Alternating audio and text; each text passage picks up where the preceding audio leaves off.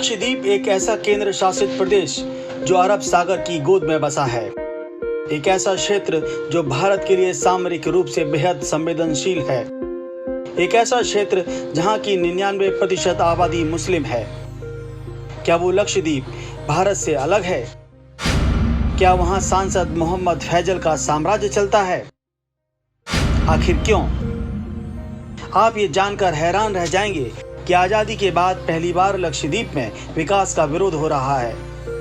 कुछ स्वार्थी तत्व कर रहे हैं विरोध और विकास को कर रहे हैं खारिज। मोहम्मद फैजल से लेकर कांग्रेस सांसद राहुल गांधी तक कर रहे हैं विकास का विरोध। आइए आपको बताते हैं स्थानीय प्रशासन की मदद से मोदी सरकार वहां क्या कुछ कर रही है। टूरिस्टों के लिए सबसे महत्वपूर्ण है इंटरनेट की उपलब्धता और लक्षद्वीप को यह पहली बार मिला है। मोदी सरकार में पहली बार नेट कनेक्टिविटी के लिए सबमरीन ऑप्टिकल फाइबर केबल लगाया गया है। इस प्रोजेक्ट को साल 2023-24 तक पूरा कर लिया जाएगा। इससे लक्षद्वीप में शिक्षा, रोजगार और व्यवसाय को बढ़ावा मिलेगा।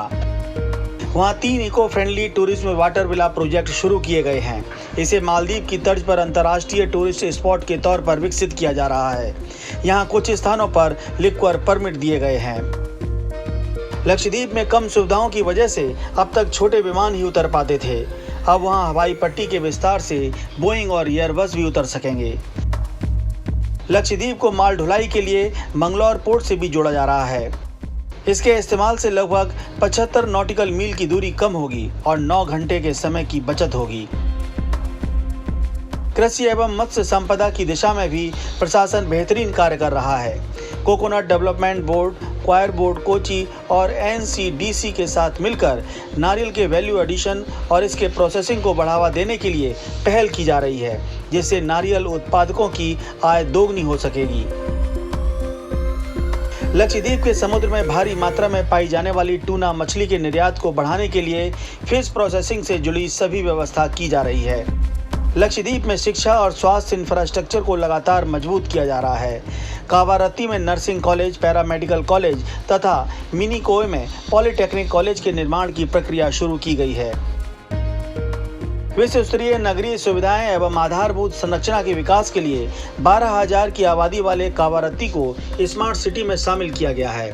लक्षद्वीप के 4 महत्वपूर्ण आइलैंड को भी इसमें सम्मिलित करने का प्रयास भी किया जा रहा है। इसके साथ ही लक्षद्वीप में विकास की धारा पहुंचाने और भ्रष्टाचार खत्म करने के लिए कई कदम उठाए जा रहे हैं। मिड डे मील और गरीबों के लिए NFSA के तहत मिलने वाले राशन में भ्रष्टाचार पर रोक लगाने के लिए FCI अब सारा राशन सभी आइलैंड में पहुंचाने की व्यवस्था करेगा। शुद्ध दूध, दही, पनीर आदि उपलब्ध कराने के लिए अमूल के आउटलेट्स खोले जाने के लिए प्रयास किए जा रहे हैं। वर्षों से जारी अवैध अतिक्रमण को हटाने की कार्रवाई की जा रही है। स्वार्थी तत्व इसका विरोध कर रहे हैं।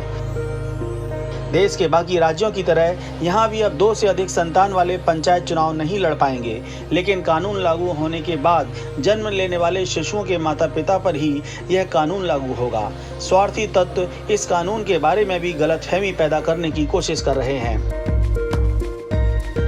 नशीले पदार्थों और हथियारों की तस्करी रोकने के लिए कानून को सख्त बनाया जा रहा है। देश के कई राज्यों में गो संरक्षण कानून है।